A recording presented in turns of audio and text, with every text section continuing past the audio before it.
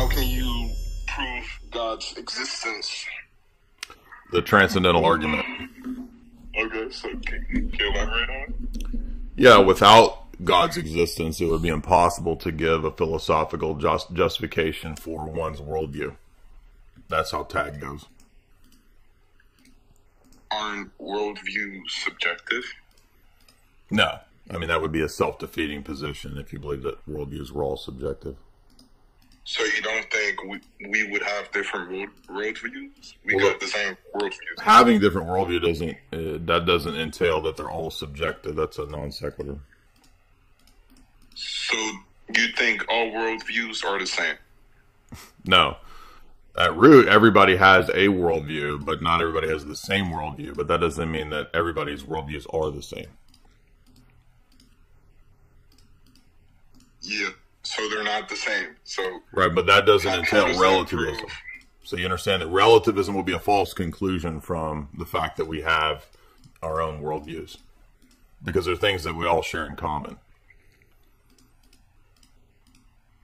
Right. So, for example, you gotta have some account of knowledge or ethics in your worldview. So the question is, well, who has a consistent, coherent account of knowledge and ethics? Let me give you another example of why it would be impossible to say that worldviews are all subjective.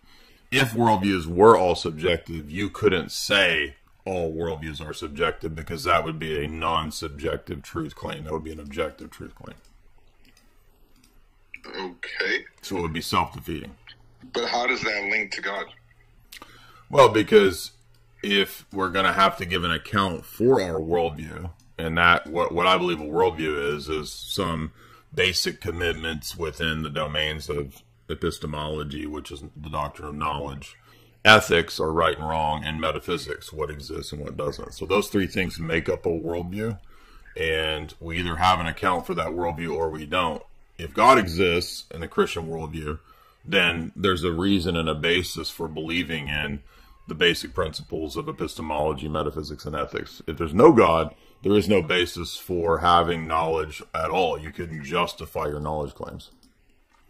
Okay, but well, I could go into all of that, but how do you link it to God? You could link it to anything. How do you specifically just link it to God? Well, no, but not anything can give a justification. So there's all kinds of things I could say. Therefore, potato chips, right? But potato chips doesn't provide any justification for the principles that I'm utilizing, like logic, like reasoning, like mathematical principles, etc. All those things that are necessary to have a coherent worldview.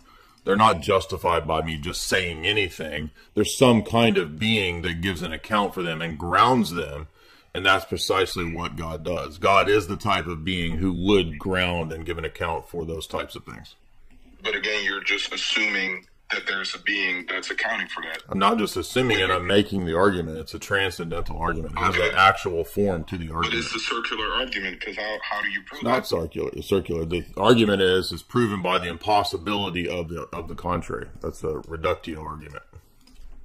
No, it's not, because there could be other possibilities. You just don't know of any, and you just assume it's God.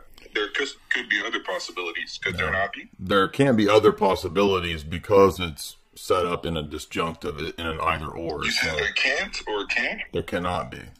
Because the How argument, do you know that? Because there's a limited number of options as to where you can go in terms of a worldview. For example... No, there's not. You're all-knowing, so you wouldn't be able to tell me if you... It doesn't require omniscience to make that statement. I can make that statement because there's a limited number of places that you can go to begin any worldview. There's not an infinite number of starting points. There's not an infinite to what you could link it to, and that's what I'm saying. There's not a limit to where you could link it to. You could link it to being a God. You could link it to being anything else. Linking it to anything else will not do the work of justification, because you need a certain type of being to ground the things that we're talking about. What's that? Justificating what? Justification is a principle in epistemology. It's giving an account, justified true belief for the knowledge that we have. How do you know nothing else could justify what you just said? Because there's a limited number of starting points for any possible worldview. There's not an infinite number of worldviews in terms of starting points. What define worldview? I already did. It's the basic commitments to the principles that we have in terms of epistemology, metaphysics, and ethics. That's a worldview. So, for example, let me give you an example. Let me give you an example. Let's take ethics, since you mentioned that. There's not an infinite number of possibilities between knowledge, for example, ethics either being objective or subjective, right? Okay. So there's not an infinite, that's an either or, that's a disjunctive. So there's not an infinite number of possibilities in that question.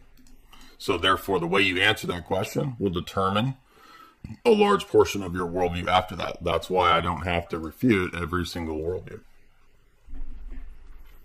But you can't justify your worldview by not refuting the other ones, because you're just assuming your worldview is right without knowing all of the other worldviews. Again, I don't have to refute every single worldview because there's a limited number of worldviews from the vantage point of starting points.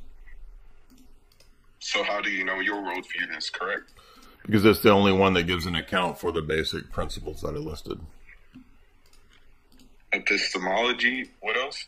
Metaphysics and ethics, right? So you need all three of those things to have a worldview. They all kind of go together. So if I can argue that, for example, that universal concepts, mathematical principles, etc., those things can't be reduced to matter. And if God exists, then it makes sense why there would be those things, why there would be immaterial things like laws or laws of logic, laws of nature, etc. So in other words, it's two different competing worldviews. And the worldview where God exists, those things make sense. The worldview where God doesn't exist, ultimately knowledge doesn't even make sense. It's not coherent at all. There is no possibility of knowledge.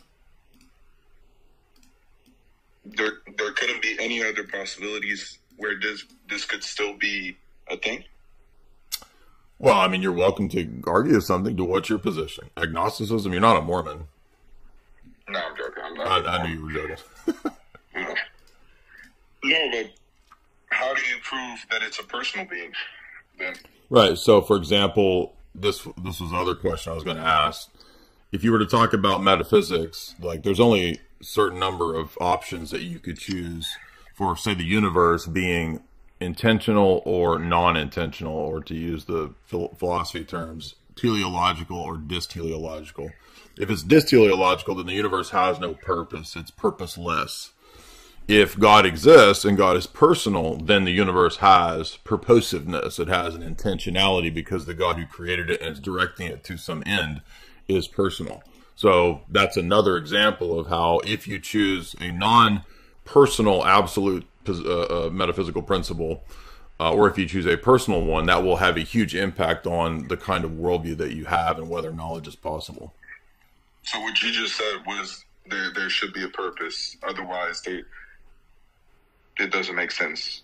No, I would frame it this way: if there's no purpose in I'm just trying to make it simple, right? Purpose. Right. So if God is not personal, then there's no intentionality and purpose in the universe, and if there's no intentionality and purpose in the universe, then knowledge is not possible.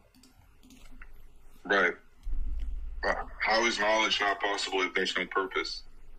Because everything would be purposeless, and so what you think has meaning or has directedness doesn't really have that. It's all just purely subjective. Well, that works fine with my worldview. Okay, well, if everything is subjective, then knowledge is not possible, and you can't even say that all knowledge is subjective, as we talked about earlier. Well, we can look at subjective truths in the community. We don't have to look at it as drastically as you're looking at it in the whole universe. Well, but again, it doesn't matter whether it's the universe or whether it's the community. Like, there's nothing that makes something true because the community says so or thinks so. That doesn't make things true. Can't the community be wrong about stuff? Yeah, I would concede to you that truth is subjective, but... No, but I'm arguing it's not subjective. It's impossible to actually believe that truth is subjective, because do you understand that if you say truth is subjective, that proposition itself is self-refuting? No, it's not. Why? It is. Because you're making a universal truth claim that all truth is subjective. You can't make a universal claim if everything is subjective.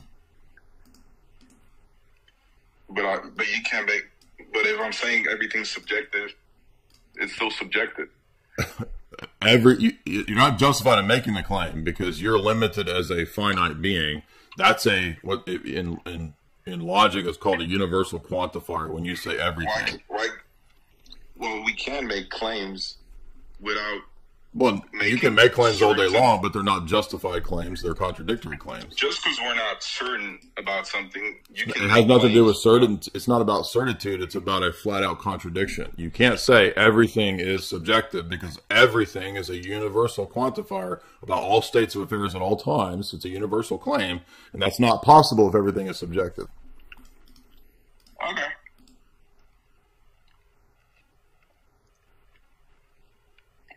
Well, you're right. You won. Okay. All right. Well, I'll see you at the Mormon temple ceremony next week. Good job, dude. Better than you. Here's the guy talking smack. Here we go. What's up? He's going to set us straight. Bro, you just predicted that. Yeah, dog. What's up, bro? What's up, dog? How you doing, man? Yo, what up? How's it going? Good. You gonna set us straight to disprove the existence of God? Is that what's up? Oh no, I'm from the Church of Latter-day Saints, so I'm a Mormon. Are you trolling? You joking? No, I'm dead ass. I'm like a Mormon. So like, you sound like a black dude though. They don't really like black dudes in Mormonism. Yeah, but like I just try to be different. I'm just trying to be like. You're trolling. You said that you said follow the herd. You know what I mean? Yeah, you're trolling. You said that you didn't believe in God, so now you're a Mormon. You're joking. Yeah. Okay. So how can you prove God?